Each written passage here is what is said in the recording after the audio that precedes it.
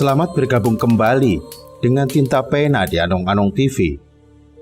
Salam beduluran.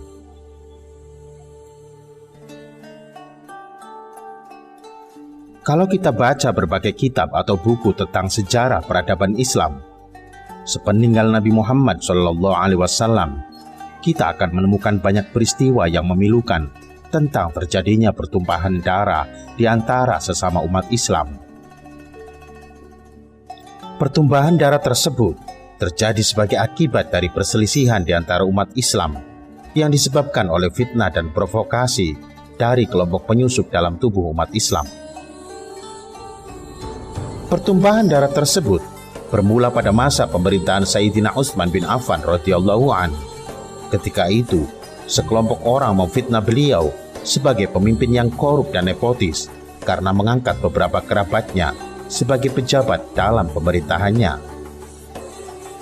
Kelompok tersebut kemudian menghasut umat Islam untuk melakukan demonstrasi terhadap Sayyidina Utsman. Akibat dari provokasi dari kelompok tersebut, kediaman sahabat Nabi itu dikepung. Para pemberontak tersebut kemudian menyerbu masuk ke dalam rumah dan membunuh sang khalifah ketika sedang membaca Al-Quran. Sepeninggal Sayyidina Utsman, umat Islam kemudian mengangkat Sayyidina Ali bin Abi Thalib radhiyallahu anhu sebagai penggantinya. Para kerabat Sayyidina Utsman kemudian menuntut Sayyidina Ali untuk menangkap dan menghukum semua pelaku penyerangan dan pembunuhan tersebut.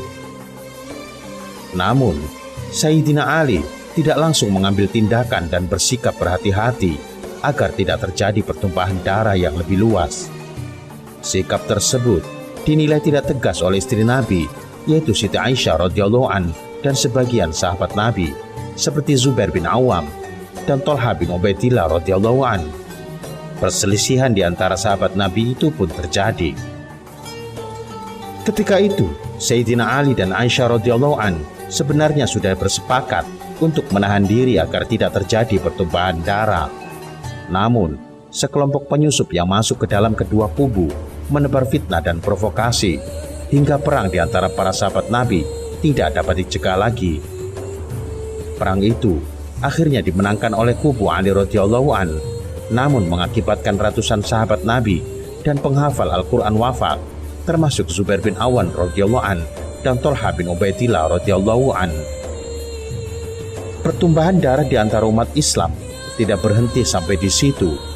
Gubernur Suriah ketika itu, Muawiyah bin Abu Sufyan radhiyallahu an, juga tidak mengakui kepemimpinan Sayyidina Ali sebelum pelaku pembunuhan terhadap Utsman radhiyallahu anhu dihukum. Kelompok penyusup yang sama kembali melakukan provokasi hingga terjadi perang di antara kedua kubu. Ketika pasukan Ali radhiyallahu anhu sudah hampir memenangkan peperangan itu, pasukan Muawiyah radhiyallahu anhu yang dipimpin oleh Amr bin As radhiyallahu anhu menawarkan perundingan damai. Kesepakatan damai pun tercapai. Namun, sekelompok pasukan dalam kubu Sayyidina Ali tiba-tiba menyatakan keluar dari barisan pendukung Sayyidina Ali dengan alasan beliau telah melakukan tahkim atau perjanjian yang tidak berdasarkan pada hukum Allah. Mereka bahkan menuding Sayyidina Ali telah kafir, lalu membunuhnya ketika sedang sholat subuh. Siapakah kelompok penyusup yang gemar menyebar fitnah dan provokasi itu, lalu keluar dari barisan umat Islam dan membunuh Sayyidina Ali tersebut? Menurut kitab dan buku-buku sejarah, kelompok itu disebut dengan nama Khawarij. Istilah Khawarij berasal dari bahasa Arab, yaitu dari kata kharaja yang artinya keluar atau memberontak. Kaum Khawarij sendiri sebenarnya lebih suka menyebut diri mereka sebagai syura, yaitu orang-orang yang mengorbankan jiwa raga demi keridhaan Allah. Kalau zaman sekarang, mereka menyebut diri mereka sebagai pejuang Islam.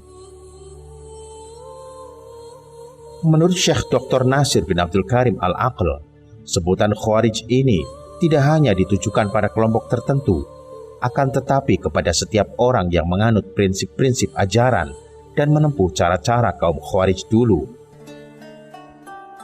Menurut beliau, Khawarij bisa saja muncul pada setiap zaman dan akan terus muncul hingga akhir zaman.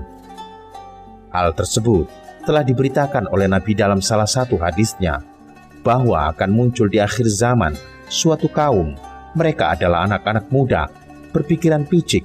Mereka mengatakan diri sebaik-baik ucapan manusia, tetapi keimanan mereka tidak melewati tenggorokan mereka. Mereka menempel dari agama Islam seperti anak panah yang melesat dari fusulnya. Hadis riwayat Bukhari. Jadi ciri utama kaum Khawarij sejak dulu hingga sekarang masih sama, yaitu emosional, berakhlak buruk, membajak Islam untuk kepentingan politik, dan gemar menyusup ke dalam umat Islam, lalu menyebar fitnah dengan menuduh pemimpin atau orang yang tidak mereka sukai sebagai penista agama dan kafir karena tidak mau berhukum dengan hukum Allah. Lalu mereka memprovokasi umat Islam untuk melakukan demonstrasi anarkis dan memberontak kepada pemerintahan yang sah. Semoga Indonesia, negara kita tercinta ini, negara di mana kita dilahirkan di buminya, tumbuh di buminya, dan mati pun ditanam di dalam buminya, selalu diselamatkan dari perpecahan antar sesama rakyatnya. Dan semoga selalu dilindungi oleh Tuhan Yang Maha Esa. Wallahu a'lam bishawab.